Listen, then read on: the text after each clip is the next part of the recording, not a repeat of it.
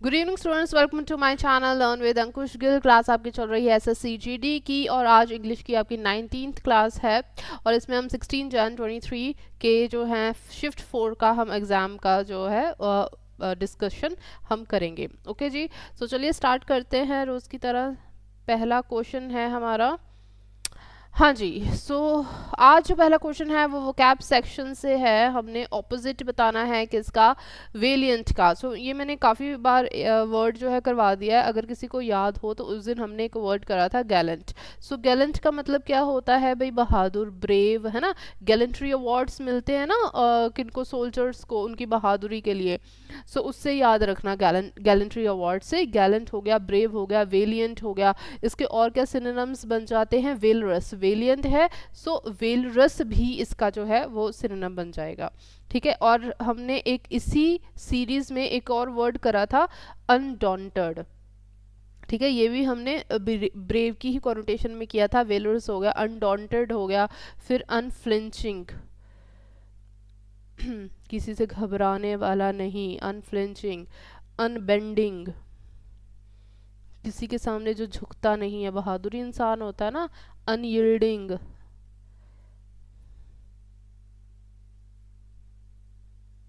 Okay, and उसके बाद I hope कि रिकॉर्डिंग चल रही है, मुझे पता नहीं है बट चलो कोई बात नहीं। अनयील्डिंग और अनबेंडिंग हो गया, अनयील्डिंग हो गया, और क्या आ सकता है इसका, विलरस, अनडॉन्टेड, डेयरिंग। ठीक है, एक वर्ड होता है हमारे पास डॉटी। ओके जी, डॉटी। और दूसरा वर्ड हो और कौन सा हो सकता है इसका, डेयरिंग हो गया, डॉटी हो गया, गैलेंट हमने कर लिया है, अनफ्लिंचिंग। अच्छा, एक हमने ये करा ना, अनफ्लिंचिंग और अनयील्डिंग। एक ना ये भी कर लो, अनवेवरिंग। अब अनवेवरिंग क्या है कि सामने कोई भी खतरा हो, ठीक है, वो जो है टस से मस नहीं होगा, ठीक है, अनवेवर ही वो रहेगा। ठीक है, उसकी बहादुरी जो है वो उसी बरकरार रहेगी। ऐसा नहीं है कि मान लो कि हम ये कहते हैं कि अगर कोई छोटा दुश्मन है तो उसके सामने तो बहुत बहादुरी दिखा रहा है, लेकिन जब बड़ा दुश्मन कोई आ गया उसके सामने टाइम फूस, ऐसा कुछ नहीं है। जो ब्रेव इंसान है उसकी जो बहादुरी है वो अनवेवरिंग, हर समान सिचुएशन में वो अनवेवर ही रहता है, वो कभी भी अपने कदमों से डोलता नहीं है ना, ये वाली सेंस है। ऐसा इंसान क्या होता है भाई, डिटर्मिंड होता है। तो इसकी जो कॉनोटेशन है ना वो डिटर्मिंड वाली भी चलेगी। जब हम अनवेवरिंग की बात कर रहे हैं ना, डिटर्मिंड वाली भी चलेगी, फर्म वाली भी चलेगी। फर्म चल रहा है, डिटर्मिंड चल रहा है, तो स्टेडफास्ट भी चलेगा, यहाँ पे डी आएगा। ठीक है, स्टेडफास्ट भी चलेगा, स्टेडफास्ट आ गया। फिर हमने एक वर्ड करा हुआ है स्टबन। ओके, इसकी थोड़ी सी नेगेटिव कॉनोटेशन है, कहते हैं ना दिल जिद्दी है भाई, करेंगे करेंगे, वो वाले सीन आ गया यहाँ पे, स्टबन हो गया। और एक और हमने वो वर्ड किया हुआ है स्टॉलवॉट। ठीक है, लॉयल, कोई कोई एक्चुअली स्टॉलवॉट का जो डायरेक्ट डेनोटेशन है वो क्या होती है, कोई बंदा लॉयल जो होता है, कट्टर सपोर्टर होता है ना, किसी का लॉयल पर्सन होता है। लेकिन ऐसे इंसान क्यों हम इनको बोलते हैं कि ये बहुत ही लॉयल है, क्योंकि वो अपने लॉयल्टी से इधर के उधर नहीं होते हैं ना, अनवेवरिंग नहीं होते हैं। ऐसे इंसान जो अक्सर क्या ब्रेव होते हैं, कुछ भी हो जाए हम तो यही करेंगे। तो ये सारी जो है इसकी कॉनोटेशंस निकल रही है इस वर्ड की। आई होप कि आपको याद रहेंगे। इसका ये जो सिनोनिम है, हीरोइक सिनोनिम हो गया इसका। कॉवर्डली, एक तो बहादुर बंदा, तो दूसरा क्या हो गया भाई, कायर हो गया। कॉवर्डली क्या आ जाएगा इसका, कायर। तो क्या आ जाएगा इसका, एंटीनम आ जाएगा, उसने वही पूछा है। अब इसके कॉवर्डली के सिनोनिम्स जो है ना वो कमेंट सेक्शन में बताओ। चलो नेक्स्ट है डिसडेन। अच्छा, डिसडेन क्या होता है, व्हेन वी सी समथिंग और someone not worth of respecting. हमें ऐसा लगता है कि ये बंदा जो है ना रिस्पेक्ट के लायक नहीं है, तुच्छ है, हमारे सामने तो ये तुच्छ है, हम तो बहुत ज़्यादा भी सुपीरियर है। उसे देख के या उसे उसके आसपास हमें कैसी फीलिंग आती है, डिसलाइक की फीलिंग आती है। ठीक है, डिसलाइक, हेट्रेड की फीलिंग आती है कि यार ये मुझे पता नहीं, ये तो बड़े तुच्छ इंसान है, ठीक है, गंदा इंसान है ये तो, इसके इरादे जो हैं वो अच्छे नहीं, इरादे इसके नेक नहीं है, गलत बातें करता है, गलत हरकतें करता है। हेट्रेड। ठीक है। इस हिसाब से किसी के अपीयरेंस को देख के तो कभी भी किसी की फाइनेंशियल, किसी की जो है इकोनॉमिक स्टेटस, सोशल स्टेटस, इस तरीके से तो अगर हम किसी को डिसलाइक कर रहे हैं तो उस डिसलाइक के पात्र कौन है, हम ही हैं। लेकिन हाँ, किसी की हरकतें देख के अगर हम किसी को डिसलाइक कर रहे हैं सो वो जस्टिफाइड है कि भाई हाँ भाई ये इसकी हरकतें ही गंदी है। ठीक है। सो वो चीज़ हो गई डिसलाइक करना, हेट करना किसी को। ओके, डिस्पाइज करना किसी को, डिस्पाइज, फीलिंग ऑफ कंटेम्प्ट, कि उसे देख के ही हमें चिढ़ हो जाती है ना जब कंटेम्प्ट हो गया। फिर एक वर्ड है हमारा कंट्यूमली, कंट्यूमली। ठीक है। सो ये भी जो वर्ड है वही है कंट्यूमली, इसका भी मतलब जो है वही हो जाता है कंटेम्प्टेड, हेट्रेड। फिर हेट्रेड का एक मैंने आपको वर्ड करवाया, अबहोर करना किसी को, है ना, अबहोरेंट अपना हमने वर्ड करा हो ना, इट्स अबहोरेंट। सो वो वाला आ गया, कंटेम्प्ट आ गया। फिर कंटेम्प्ट है एक वर्ड हमने करा हुआ है रिपल्सिव। ठीक। अब यहाँ पे डिसलाइक, स्कॉर्न और स्कॉर्नफुलनेस। ठीक है। तो उसी का सिनोनिम हो गया डिसलाइक, स्कॉर्न और एंटीपैथी। तो ये क्या है सारे भाई इसके सिनोनिम्स हैं। ठीक है। सो उसने ऑपोजिट पूछा है तो किसी की हम, अच्छा देखो भाई, एक कॉन्ट्यूमली है, मैंने आपको अभी ये बताया कि हम किसी को रिस्पेक्ट के काबिल नहीं समझते हैं तो अक्सर हम उसका क्या करते हैं, डिसरिस्पेक्ट करते हैं, तिरस्कार करते हैं उसका। ठीक है। तो इसको एंटोनिम क्या आ जाएगा, रिस्पेक्ट। आई होप कि ये आपको क्लियर हो गया होगा। चलिए नेक्स्ट है, सिनोनिम करना है टिमिड का। तो हमने अभी एक वर्ड करा था कॉवर्डली, है ना। सो ये वही चीज़ है, इसका सिनोनिम करना है क्या हमने। सिनोनिम। सो टिमिड क्या होता है, कोई बंदा जो है मीक है, कोई कॉवर्डली है, कोई कायर है, जिसमें जो जो है वो बड़ा ही डरपोक इंसान है ना, डरपोक सा इंसान है, उसको हम बोल देते हैं टिमिड। सो यहाँ पे क्या आ जाएगा, फियरफुल। सिनोनिम करना है तो फियरफुल ही होगा इसका, डरा हुआ, है ना, डरने वाला। चलो, ये फोर्थ कमिंग, बोल्ड, एडवेंचरस, ये सारे इसके एंटीनम्स हो जाएंगे। चलिए नेक्स्ट है, he fell unconscious due to snake bite so the doctor quickly gave him dash. हाँ जी भाई, इसका हमने यहाँ पे क्या फिल करना है अप्रोप्रिएट वर्ड के साथ, gave him the antiquary, antidote, antibiotic या एंटीजन।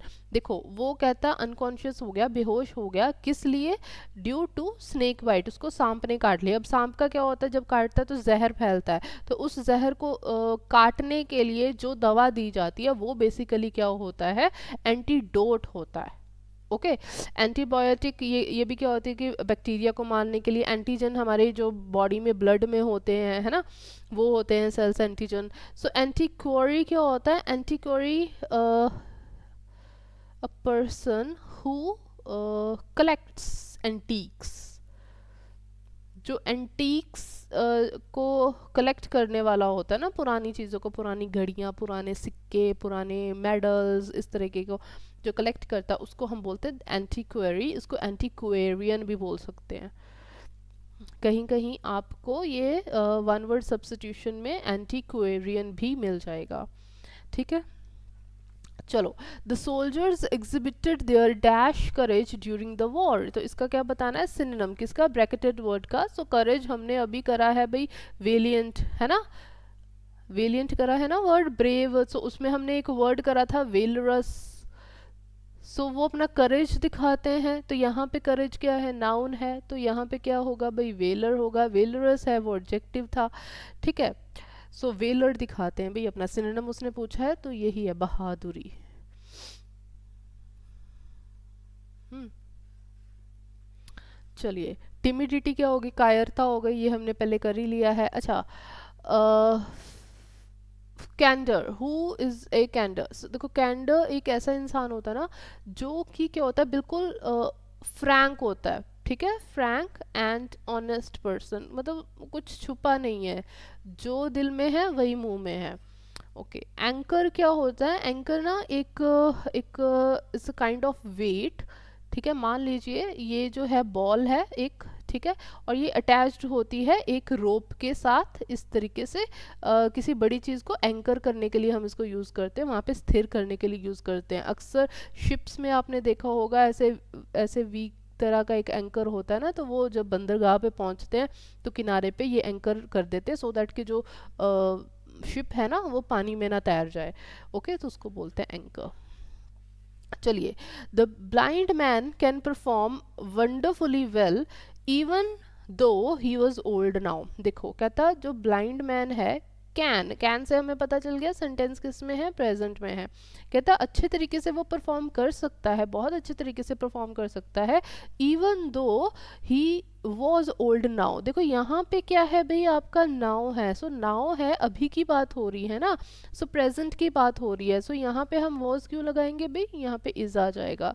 सो डी में हमारा एरर है। चलिए, the prime minister dash the nation asking for the dash of the traitors. कहता प्राइम मिनिस्टर ने डैश किया नेशन को, ठीक है, किस लिए, सो दैट कि वो उन्हें बताएं, किसके बारे में बताएं, ट्रेटर्स का डैश बताएं।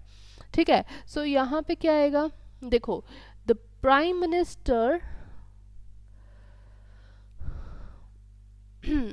अड्रेस्ड, उनको संबोधित करा, नेशन को संबोधित करा उसने, क्या पूछने के लिए कि वो जो ट्रेटर्स थे, ठीक है, उनका वो एड्रेस बताएं कि कहीं पे भी अगर वो छुपे हैं तो उनकी जानकारी जो है हमें बताएं, वो कहाँ पे हैं इस वक्त, उनका क्या एड्रेस है वो हमें बताएं। सो एक ही वर्ड है, डिफरेंट मीनिंग है। सो यहाँ पे क्या आ जाएगा, एड्रेस्ड। यहाँ पे इसका मतलब क्या है, संबोधन करना, यहाँ पे क्या है, किसी का पता। ओके, चलिए, the price of fuel is declining as the elections are approaching. Synonym of the underline word is this. Declining क्या है भाई, कम होना, जैसे जैसे कहता है इलेक्शंस पास आ रहे हैं तो फ्यूल के भी जो है वो प्राइस क्या हो रहे हैं, पेट्रोल के प्राइसेस, डीजल के प्राइसेस या बाकी जो है गैस वगैरह के प्राइसेस जो है वो क्या हो रहे हैं, कम हो रहे हैं, है ना। अब फिर वो कह देंगे देखो हमने सारा कुछ कम कर दिया। ये एग्जामिनर भी ना कितना सच बोल रहा है। The price of fuel is declining, declining का मतलब कम होना, सिनोनिम इसने बोला है, तो क्या आ जाएगा भाई, यहाँ पे डिक्रीजिंग हो जाएगा, है ना, सिंपल इजी पीजी। चलो, the local police were working hand in glove with federal bureau of investigation to find the reasons behind the murder. अब यहाँ पे क्या है, to work hand in glove, something which is hand in glove, ये idiom आ गया है हमारा। इसका क्या मतलब है, कहता जो लोकल पुलिस थी वो they were working hand in glove with FBI to find the reasons, मतलब वो साथ साथ काम कर रहे थे, इन क्लोज एसोसिएशन।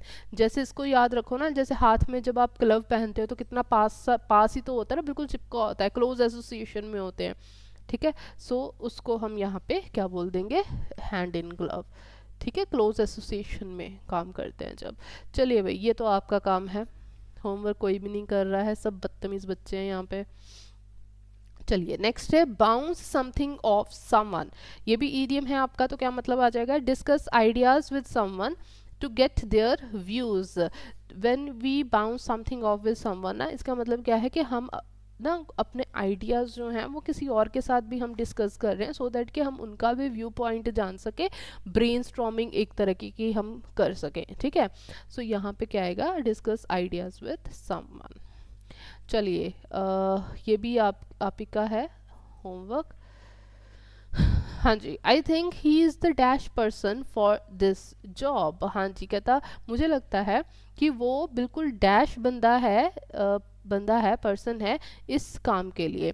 सो हम क्या बोल रहे हैं यहाँ पे, कॉनोटेशन क्या आ रही है कि वो बिल्कुल ठीक है ना, राइट पर्सन है वो। सो उसके लिए हम क्या यूज़ करेंगे, RIGHT, मतलब सही। ठीक है, ये राइट क्या है लिखना। ओके, चलिए, नेक्स्ट है N unexpected power failure which happened besides the recording disheartened all of them. Besides the recording, okay, या ये आपका अंडरलाइन सेगमेंट है।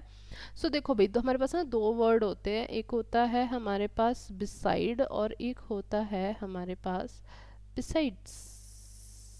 ठीक है, तो इसके जो है ना बिल्कुल डिफरेंट मीनिंग है, और ये मैंने ना पंजाब के स्टूडेंट्स को इतनी बारी करवाया है, इतनी बारी करवाया है ना। एक का मतलब होता है, बिसाइड्स का मतलब क्या होता हाँ जी, ये आप मुझे होमवर्क में बताएंगे। मैंने बहुत बारी करवाया है, मुझे लगता नहीं है दोबारा से आप लोगों को करवाने की ज़रूरत है। और बिसाइड वर्ड भी मैंने बहुत बारी करवाया है। सो ये भी आप जो है मुझे कमेंट सेक्शन में ध्यान देंगे, बताएंगे। ठीक है, चलिए। सो अब कहता हूँ एक अनएक्सपेक्टेड पावर फेलियर हो गया, किस दौरान हुआ, which happen during the recording, recording के दौरान कोई काम हुआ है।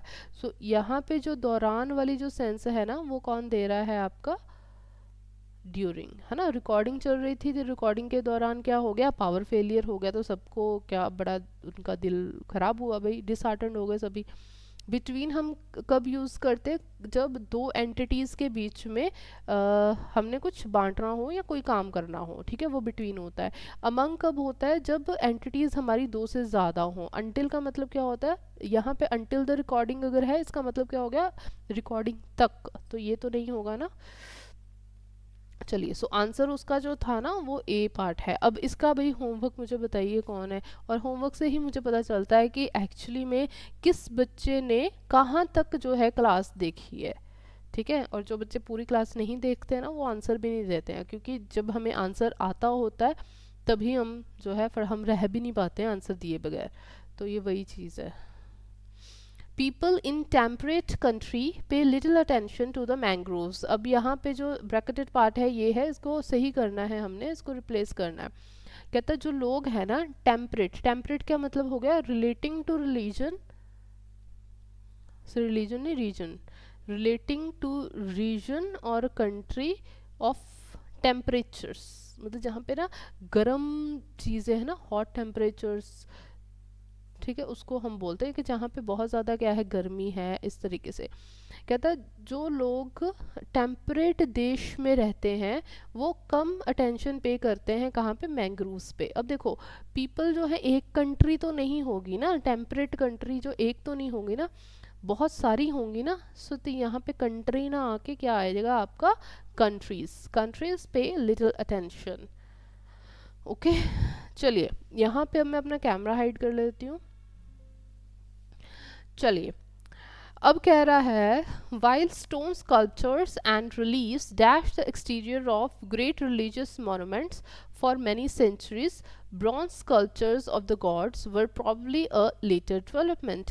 कहता जबकि जो स्टोन स्कल्पचर्स हैं, स्टोन स्कल्पचर्स क्या हो गए, जो पत्थर की जो मूर्तें हैं, और रिलीव्स। अब रिलीव्स पता क्या चीज़ होती है, मान लीजिए ये दीवार है और इस दीवार पे उन्होंने कोई पेंटिंग बनाई, और वो पेंटिंग क्या होती है, उभरी हुई होती है। तो कोई पेंटिंग जो उभरी हुई है ना, दीवार से बाहर आ रही है, अक्सर आपने देखा होगा कि दीवार में ही जड़ी हुई मूर्तें होती हैं, जैसे वो वहाँ पे मुंबई में है ना एक एलिफेंटा केव्स, वहाँ पे जो दीवारों पे मूर्तियाँ हैं, जो उभरी हुई जो मूर्तियाँ होती हैं ना, दीवार में होती हैं, लेकिन वो उनको बोलते हैं रिलीफ्स। ठीक है, तो ये वो वाला रिलीफ नहीं है, राहत वाला।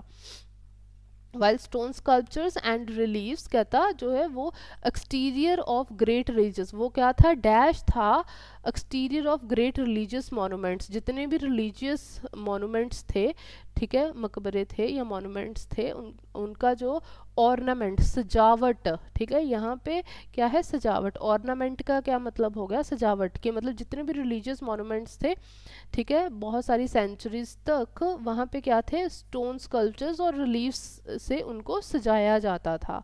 ठीक है, सो सजावट थे। ब्रॉन्ज स्कल्पचर्स जो आए ना बाद में, तांबे के जो मूर्तियाँ थी of the gods were probably a later development, ये बाद में कहता it was a later development, ये बाद में डेवलप आई हुई हैं भाई। पहले जो सजावट हुआ करती थी मंदिरों की, मस्जिदों की, वो किससे हुआ करती थी, पत्थर की मूर्तियों से और रिलीफ से।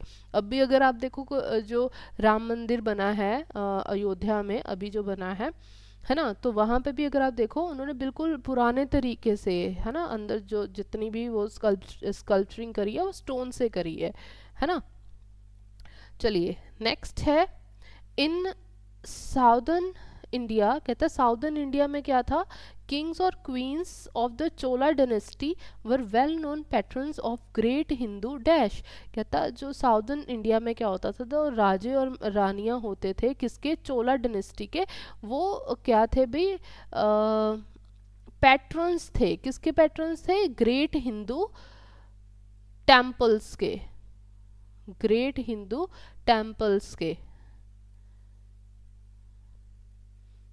जो हिंदुओं के जो मंदिर हुआ करते थे उनके वो सपोर्टर थे। पैट्रन का मतलब क्या होता है, patron who support financially, financially भी हो सकता है या मोरली भी हो सकता है। तो राजे महारानियां जो होती थी वो क्या करती थी भाई, जो टेम्पल्स थे हिंदू टेम्पल्स, उनको एक तरह से हम कह सकते हैं कि मतलब पैसे वहाँ पे लगाया करते थे उनको, मतलब जैसे चढ़ावा चढ़ाना हम मंदिरों में देते हैं ना, उस तरीके से।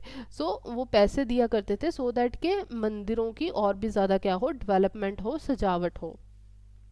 So marvelous bronze sculptures were worshipped in the temple context। कहता मंदिरों में, मंदिरों के संदर्भ में क्या था कि जो ब्रॉन्ज स्कल्पचर्स थे ना, तांबे के जो मूर्तियां थी उनकी जो है पूजा की जाती थी। And carried through the streets, और उनको गलियों में भी लेके जाया जाता था। इन डैश, हाँ जी, इन पैटर्न्स, पैटर्न्स में नहीं लेके जाएंगे, वेसल्स में नहीं लेके जाएंगे, कंपटीशंस में नहीं लेके जाएंगे, कैसे लेके जाएंगे, प्रोसेशंस। प्रोसेशंस क्या होते हैं, जुलूस निकालते थे, ठीक है, मतलब सारे जो गांव वासी हैं या बाकी जो लोग हैं वो भी जो है उन मूर्तियों को देख सकें, ठीक है, in processions during religious festivals. Such great temple festivals involving massive carts that transport divine images। कैसा, ऐसे जो टेम्पल फेस्टिवल्स होते थे ना, महान जो है टेम्पल फेस्टिवल्स होते थे, यहाँ पे ग्रेट का मतलब बहुत बड़ा होगा। बड़े जो टेम्पल फेस्टिवल्स होते थे, मंदिरों के जो फेस्टिवल्स होते थे, उनमें क्या क्या चीज़ें होती थी, मैसिव कार्ट्स, बड़े बड़े जो हैं रथ होते थे, ठीक है, टाइप के, जो कि ट्रांसपोर्ट करते थे भाई इन डिवाइन इमेजेस को, ठीक है, डिवाइन इमेजेस जो भगवान की मूर्तियां होती थी। And still dash today throughout India and major celebrations में draw hundreds of thousands of participants. और कहता आज भी ये चीज़ क्या है, वो अक्कर होती है भाई, आज भी होती है इंडिया में ये, ऐसा तो नहीं है ना। अब जैसे मान लो कि जैसे अभी राम मंदिर ही बना है ना, सो कई लोग अपने अपने ही उसमें जो है प्रोसेशन निकाल रहे हैं, है ना, रामलला की जो मूर्तियां हैं और उनको लेकर वो प्रोसेशन निकाल रहे हैं, जुलूस निकाल रहे हैं, और बाकी लोग भी जो हैं वो मतलब माथा टेक रहे हैं मूर्ति को एंड ऑल दैट। तो कहता है आज भी पूरे इंडिया में ये होता है। एंड मेजर सेलिब्रेशंस में draw hundreds of thousands of participants. और कहता है जैसी बड़ी बड़ी ये सेलिब्रेशंस होती हैं उससे ही जो है ज़्यादा थाउजेंड्स ऑफ पार्टिसिपेंट्स जो हैं इनमें, इन प्रोसेशंस में आते हैं। Such images were popular during Chola dynasty. कहता है ऐसी इमेजेस जो थी, इमेजेस को क्यों बोल रहा है ये बार बार, इमेजेस यहाँ पे पिक्चर्स नहीं है, इमेजेस यहाँ पे मूर्तियाँ हैं, ठीक है, ये कंटेक्स्ट में चल रहा है। कहता है ऐसे जो इमेजेस होती थी, मूर्तियाँ होती थी, कहता है वो बहुत पॉपुलर थी चोला डायनेस्टी के दौरान, because people increasingly wanted a more intimate emotional relationship with the gods. क्योंकि लोगों को क्या चाहिए था, क्या इंक्रीज हो रहा, इंक्रीजिंगली वांटेड, ठीक है, वो क्या चाहते थे, ज़्यादा से ज़्यादा वो क्या चाहते थे कि उनका जो रिश्ता है उनके भगवान से और भी ज़्यादा इंटीमेट हो जाए। इंटीमेट का मतलब क्या हो गया, क्लोज हो गया, ठीक है, और भी ज़्यादा वो भगवान के नज़दीक हों इमोशनली, और इमोशनल रिलेशनशिप जो है भगवान के साथ उतना और उनका मजबूत हो। आज भी तुम लोगों ने देखा होगा कि लोग जो हैं घर में अपने जो है अपनी पर्सनल एक तरह से भगवान की मूर्ति को स्थापित कर देते हैं और बाद में उनको अपने ही कमरे में रखते हैं, ठीक है, उनको दिन रात सेवा करते हैं। क्यों, उनके साथ क्या हो जाता है, उनका एक क्लोज कनेक्शन हो जाता है भगवान के साथ। उनको लगता है कि हाँ हमारे भगवान जो है हमारे पास है, यहीं पे हैं, है ना। तो वो चीज़ थी, इसलिए ये जो मूर्तियाँ थी, ब्रॉन्ज मूर्तियाँ थी, ये जो पॉपुलर हो रही थी। These ideas were dash to the religious movement known as bhakti, a personal and emotional experience of divinity. कहता है ये जो आइडियाज़ थे, ये वाले जो आइडियाज़ थे कि हर एक के पास अपनी अपनी मूर्ति हो, हर हर घर में एक एक मूर्ति हो, कहता है ये जो है ना, कहता है ये डैश डैश था भाई। डैश क्या, सेंट्रल, मतलब उसका मेन कह सकते हो, ठीक है, मेन पार्ट था, एक सेंट्रल जो था पार्ट था टू द रिलीजियस मूवमेंट।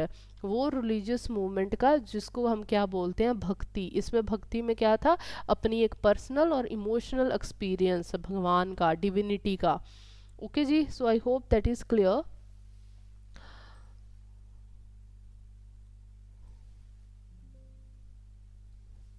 हाँ जी, और अगर आप लोगों को पीडीएफ चाहिए तो आप इस चैनल पे, टेलीग्राम चैनल पे जाके पीडीएफ को ले सकते हैं। ओके, और फिर हम मिलेंगे नेक्स्ट क्लास में। Till then bye, take care.